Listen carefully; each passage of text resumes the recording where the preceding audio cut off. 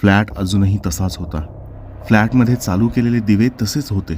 फ्रीजमध्ये ठेवलेलं दूधसुद्धा खराब झालं नव्हतं. रात्र मात्र सरली होती. बाहेर शहराची सकाळची धावपळ सुरू झाली होती.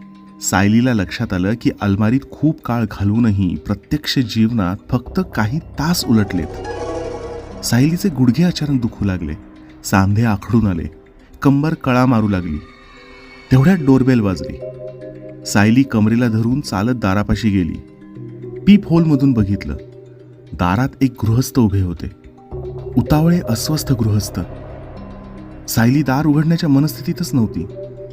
थकलेल्या घशातून तिनं कसाबसा प्रश्न विचारला, कोण पाहिजे?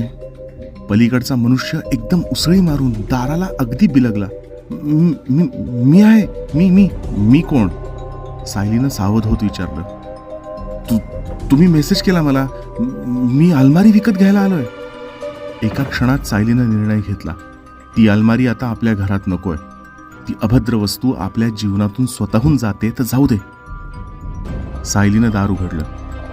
तो मनुष्य अगतिकपणे सायलीकडे बघत होता.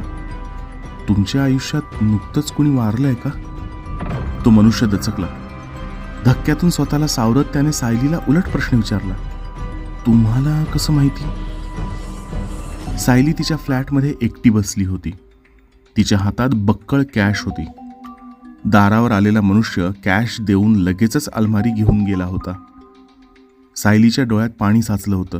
तिला माहीत होतं तिनं अलमारीच्या 3 अटी पुन्हा पुन्हा बजावून सांगितल्या आहेत, पण त्याचा काहीही उपयोग होणार नाही. सायलीनं तिच्या नवऱ्याचा नंबर डायल करायचा पुन्हा एकदा प्रयत्न केला, पण सायलीला कळत नव्हतं की ती नवऱ्याला हे सगळं कसं एक्सप्लेन करणार होती.